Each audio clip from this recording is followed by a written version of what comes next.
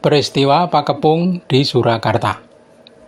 Peristiwa Pakepung adalah pengepungan Keraton Surakarta oleh pasukan Kumpeni, Mangkunagaran, dan Kesultanan Yogyakarta. Peristiwa Pakepung terjadi pada saat Sunan Pakubuwono IV belum lama menduduki takhta Keraton Surakarta. Pada waktu itu yang menjadi Sultan di Yogyakarta masih Sultan Hamengkubuwono I, dan Gubernur di Semarang dijabat oleh Yan Grif. Mengapa terjadi peristiwa Pakepung? Berikut ini latar belakang dan akhir kejadiannya menurut buku Tus Pajang dan Serat Wicoro Keras. Raja Pakubuwono IV yang baru saja naik tahta mempunyai 3 guru agama. Ketiganya bernama Bahman, Nur Saleh, dan Wirodikto. 3 guru tadi juga mempunyai 4 murid setia, yakni Kanduruan, Panengah, Sujonopuro, dan Wirorejo. Saat itu usia Sunan Pakubuwono IV baru 23 tahun dan baru menjabat raja selama 3 tahun. Sang raja baru bermaksud melakukan islamisasi di lingkungan keraton. Namun karena jiwa muda sang raja masih menggebu-gebu, beberapa keputusan sang raja menimbulkan situasi yang kurang nyaman bagi kalangan punggawa dan kumpeni. Pertama, sang raja mengangkat para guru di atas sebagai guru dalem, jabatan yang sebelumnya tidak ada. Mereka diangkat pada jabatan tinggi tanpa meniti karir dari bawah, sehingga menimbulkan keresahan di kalangan para punggawa Surakarta. Kedua, selain tata cara pengangkatannya yang tidak lazim, mereka juga disorot berkaitan ajaran yang mereka dakwahkan.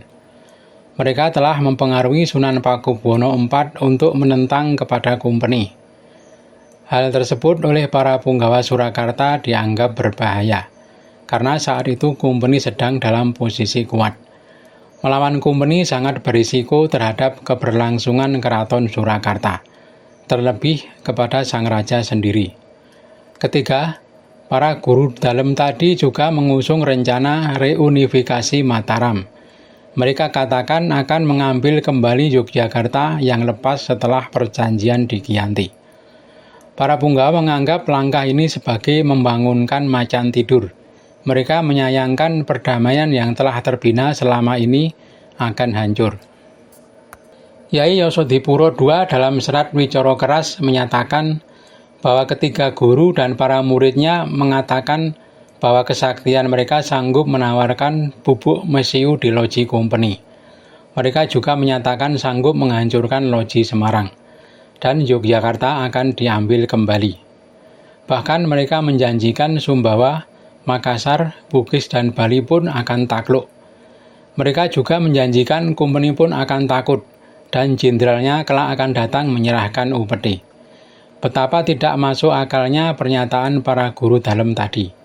Yai Yosodipuro sampai menjuluki mereka dengan kata gentolikem, yang artinya gelandangan telanjang, alias orang gila tak pakai celana. Saat itu Raja Pakubuwono IV yang sangat percaya kepada guru dalem menurut saja apa yang dikatakan mereka.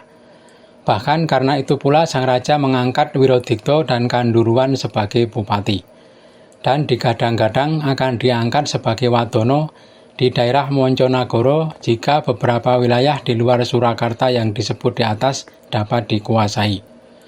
Karena sikapnya yang konfrontatif terhadap kumpeni dan Yogyakarta, maka kumpeni kemudian menugaskan Gubernur Semarang Yan Grif untuk mengunjungi Surakarta dan Yogyakarta. Kumpeni memperhitungkan, berperang melawan Surakarta tidak produktif lagi.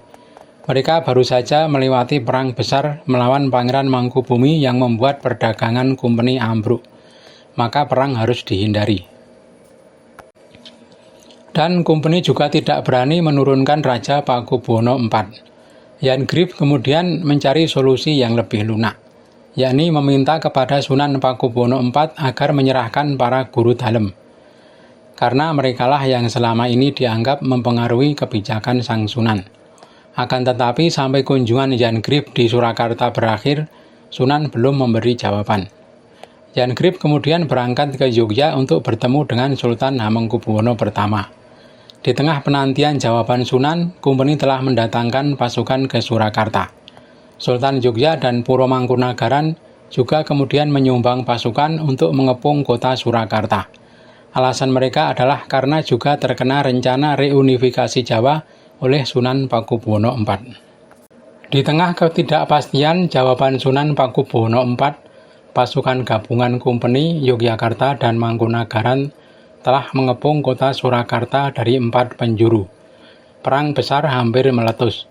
Penduduk Surakarta sudah kebingungan, karena jika perang benar-benar terjadi, seluruh kota pasti hancur. Pangeran Puruboyo dan Punggawa senior Kyai Yosodipuro I kemudian mencari penyelesaian. Pangeran Puruboyo mendatangi Obruk Surakarta memintanya agar menunda penyerangan. Patih Adipati Jayaningrat dan para punggawa mengusulkan untuk menebus permintaan Kompeni dengan uang. Sementara itu, Kyai Yosodipuro berusaha meyakinkan sang raja agar menyerahkan para guru dalam seperti yang dikehendaki Kompeni. Langkah inilah yang paling kecil risikonya. Setelah menimbang berbagai risiko yang dihadapi, Sunan Pakubuwono IV akhirnya mau menyerahkan apa yang diminta Kompeni. 5 orang kemudian diserahkan kepada Kompeni, yakni Bahman, Nur Saleh, Wirodikto, Kanduruan, dan Panengah.